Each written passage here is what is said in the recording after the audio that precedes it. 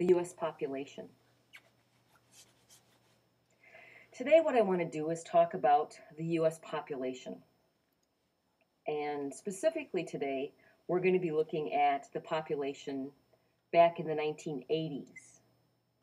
And then next class session, we're going to look at the U.S. population in the year 2000. And we want to be comparing how the country has changed in the last 20 years in terms of population.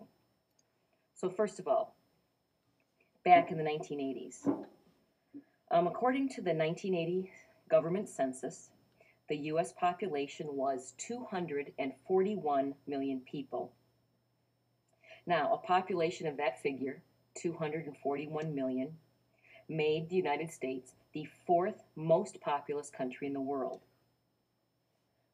At the time, the People's Republic of China was the most populous country. And do you have any idea what the second and third would have been? If you said India and the Soviet Union, you would have been right. But let's get back to the United States. Let's look at that total U.S. population figure of 241 million people and analyze it in three different ways. The first way we're going to look at it is by race and origin. The second is by geographical distribution. And then the third is by age and sex. Okay? So first of all, let's take a look at the population of 1980 by race and origin. At the time, the U.S. population was made up of 79% Caucasian. 10% of the population was African American. The third largest segment of the population was Hispanic, which means people originally from Spanish-speaking countries, and they were 6% of the U.S. population. And the remaining 5% were various races, including Orientals and Native Americans. Let me just reiterate those figures for you. Caucasian, 79%. African American was 10%. Hispanic was 6%. And other races were 5%. Okay, another way of looking at the population at that time was by geographical distribution, or where people lived. And I want to discuss the 10 most populous states in the country and where they are located at that time. Now, you probably know that the East Coast of the U.S. is the most densely populated part of the country. So it's not surprising then that 5 of the most populous states, as well as the biggest city in the United States, New York, are all on the eastern seaboard.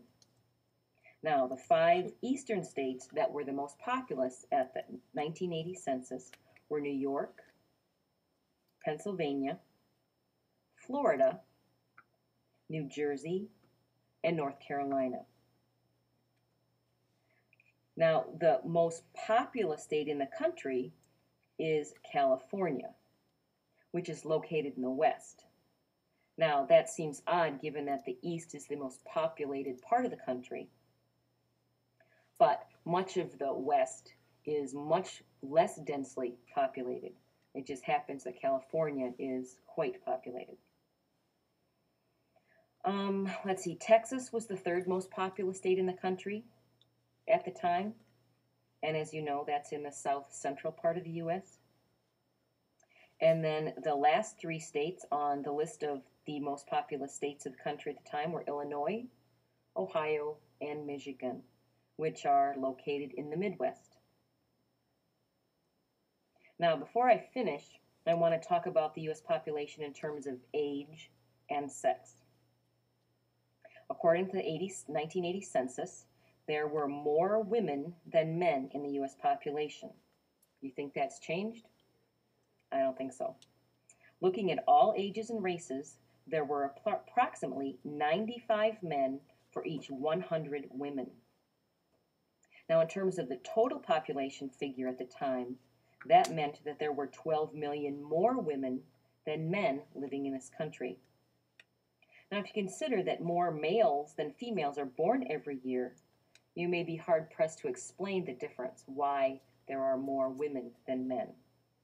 Well, the reasons are obviously complicated, but generally there's a progressively higher death rate for males as they get older, which again I don't think has changed.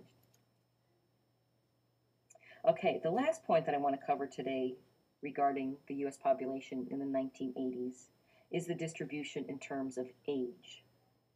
Now, the average age of the population back in 1980 was 31 and a half years, and that was slightly higher than in the previous census. Now, the average age of the population has been slowly but steadily increasing over the past several decades. And this trend can be explained by a decreasing birth rate and an increasing lifespan of the population as a whole. And that actually, this decreasing birth rate and increasing lifespan, would be a good topic to discuss at some future point. But for next class session, we will be talking about the same kind of information relating to the 2000 census to see what things have changed in terms of the US population.